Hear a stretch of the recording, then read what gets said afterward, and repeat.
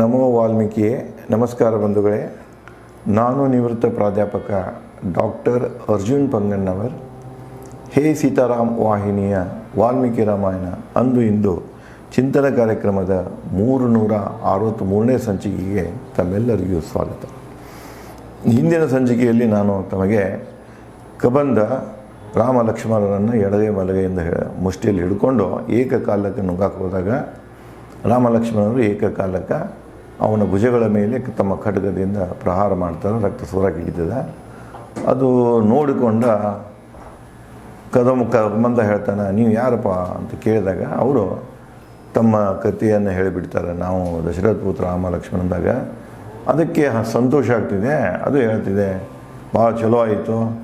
ತನ್ನ ಕಥೆ ಹೇಳ್ತಿದೆ, ನಾನು ಶಪಿತ ಇದ್ದೇನೆ, ನಾನು ಉಪದ್ರವಿ ಇದ್ದೆ, ಅದಕ್ಕಾಗಿ ಒಬ್ಬ ಋಷಿ ಮುನಿಯಿಂದ ನನಗೆ ಶಾಪ ಆಗಿದೆ, ಈ ಒಂದು ದೇಹ ಬಂದಿದೆ, ಇದರಿಂದ ಮುಕ್ತಿ ಆಗಬೇಕಾರೆ ಅವನು ಹೇಳಿರ್ತಾನೆ, ರಾಮ ಬಂದ ಯಾವಾಗ ನೀನು ಭುಜಗಳನ್ನು ಕತ್ತರಿಸಿ ಈ ಅಗ್ನಿಗೆ ಕೊಡ್ತಾನೆ ನಿನ್ನನ್ನು, ಆವಾಗ ನೀನು ಈ ರೂಪದಿಂದ ನಿನ್ನ ಮೊದಲಿನ ರೂಪಕ್ಕೆ ಬರ್ತೀಯ ಅಂತ ಹೇಳ್ಯಾನ.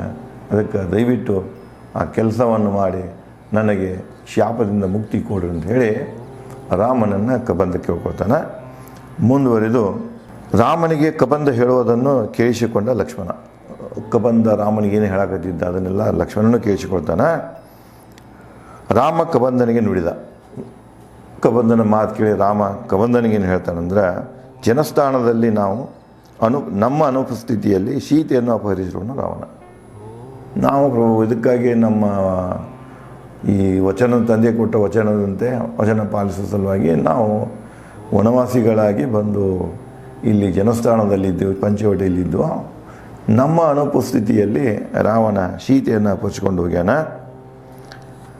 ರಾವಣ ನಮಗೆ ಅವನ ಹೆಸರು ಮಾತ್ರ ಗೊತ್ತಿಲ್ಲ ನಮಗೆ ಅವನ ಬಲ ಮತ್ತು ವಾಸಸ್ಥಳ. ನಾವು ರಾವಣ ಹೆಸರು ಕೇಳ್ಕೊಂಡೆ, ಅದು ಜಟಾಯು ಹೇಳಿದ್ದನ್ನು ಕೇಳ್ಕೊಂಡಿದ್ದದು. ಆದರೆ ಅವನ ಬಲ ಎಷ್ಟಿದೆ, ಅವನು ಹೆಂಗೆ ಅದಾನ, ಎಲ್ಲಿರ್ತಾನೆ ಅನ್ನೋದು ಎರಡೂ ಗೊತ್ತಿಲ್ಲ. ಅವನು ಎಲ್ಲಿರ್ತಾನೆ, ಅವನು ಹೇಗೆ ಅದಾನ ಅನ್ನೋದು ನಮಗೆ ಗೊತ್ತಿಲ್ಲ ಅಂಥೇಳಿ ರಾಮ ಹೇಳ್ತಾನೆ.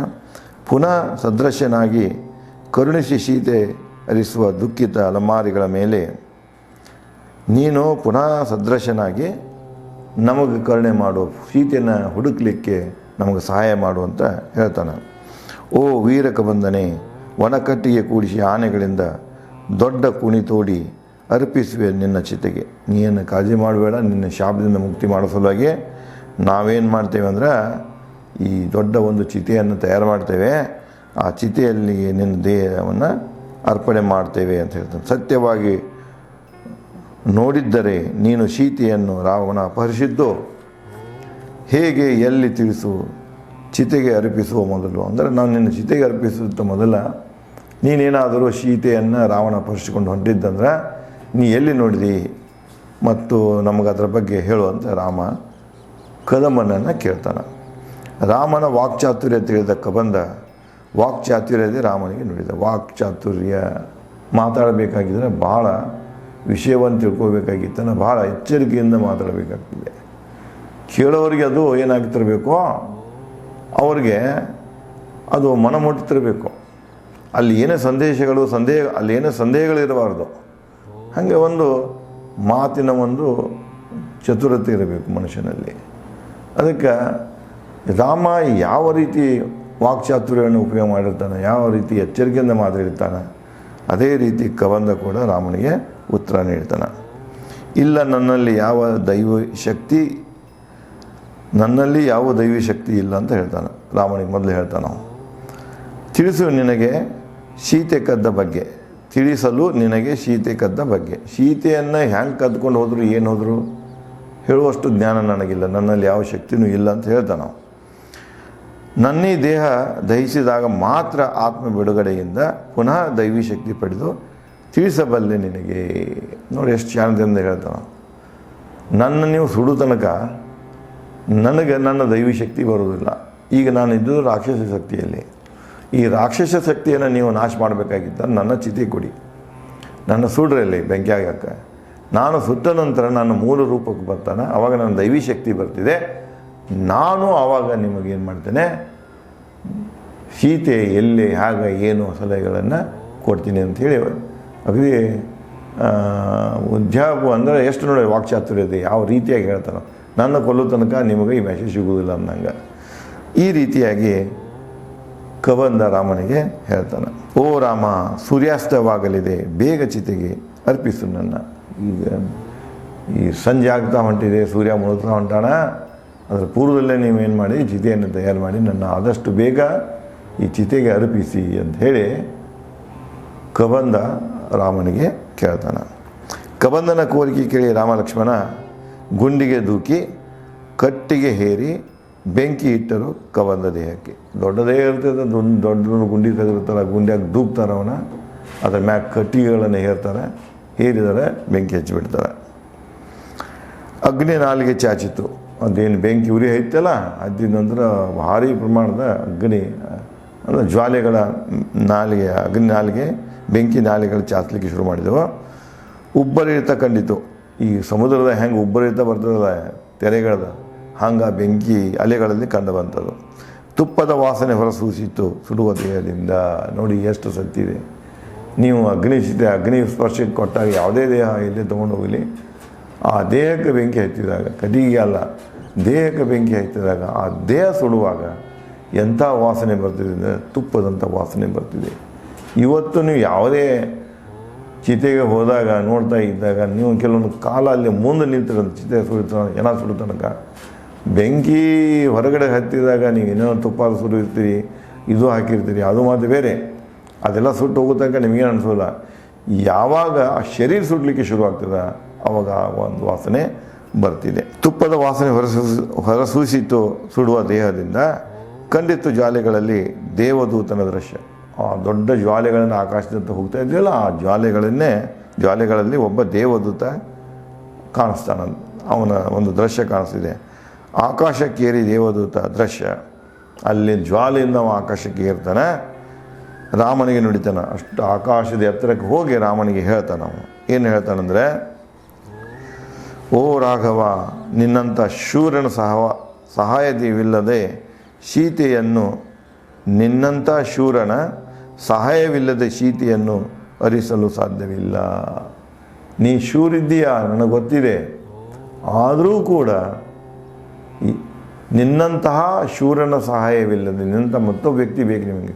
ನಿಮಗೊಬ್ಬರ ಸಹಾಯ ಇಲ್ಲದ ಪರಾಕ್ರಮಿಯ ಒಬ್ಬ ವ್ಯಕ್ತಿಯ ಸಹಾಯ ಇಲ್ಲದೆ ನೀವು ಸೀತೆಯನ್ನು ಹುಡುಕಲಿಕ್ಕೆ ನಿಮಗಾಗೋದಿಲ್ಲ. ಅಂದ್ರೇನೋ ನೀವು ನಿಮ್ಮಂಥ ಒಬ್ಬ ಪ್ರಬಲ ವ್ಯಕ್ತಿಯನ್ನು ಸಹಾಯಕ್ಕೆ ತಗೊಳ್ಬೇಕು ಅಂತ ಹೇಳ್ತಾನೆ.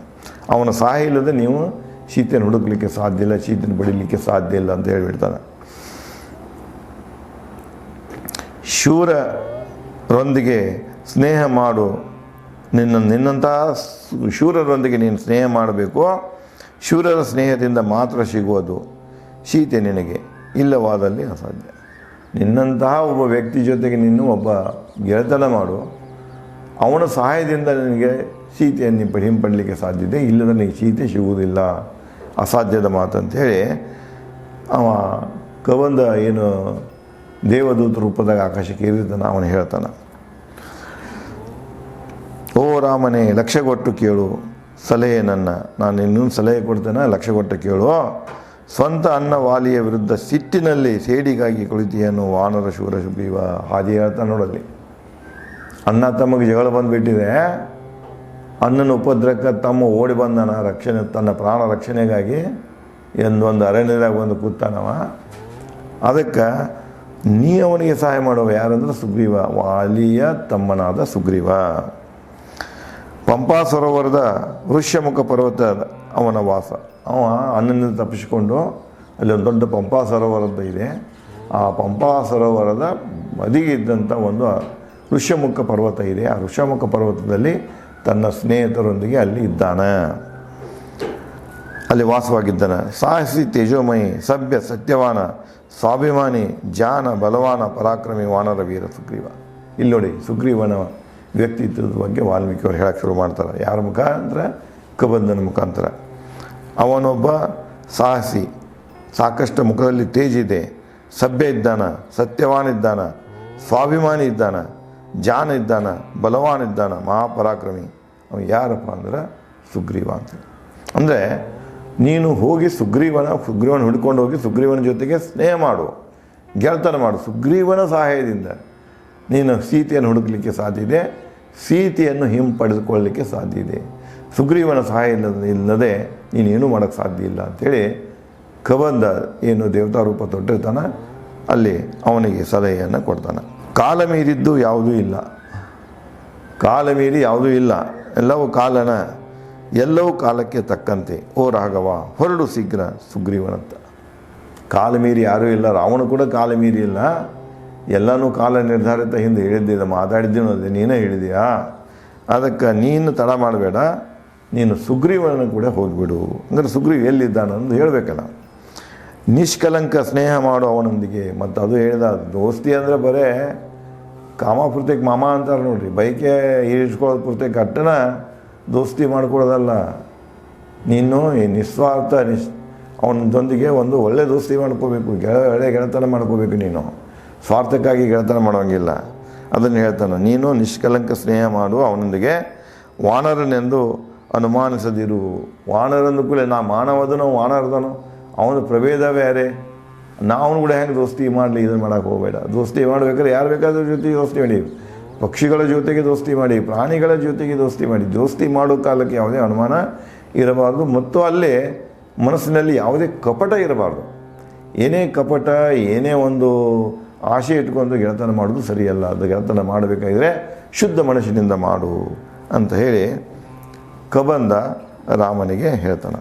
ಮುಂದೆ ಕಬಂದನ ಮಾತುಗಳ ಮತ್ತೇನು ಹೇಳ್ತಾನೆ, ರಾಮ ಯಾವ ರೀತಿಯಾಗಿ ಲಾಲಿಸಿ ಅವರ ತಮ್ಮ ಒಂದು ಯೋಜನೆಯಲ್ಲಿ, ಅಂದರೆ ಸೀತೆ ಹುಡುಕು ಯೋಜನೆಯಲ್ಲಿ ಯಶಸ್ವಿ ಆಗ್ತಾರೆ ಅನ್ನೋದನ್ನು ನಾನು ತಮಗೆ ಮುಂದಿನ ಸಂಚಿಕೆಯಲ್ಲಿ ಹಂಚಿಕೊಳ್ಳುತ್ತೇನೆ. ಧನ್ಯವಾದಗಳು.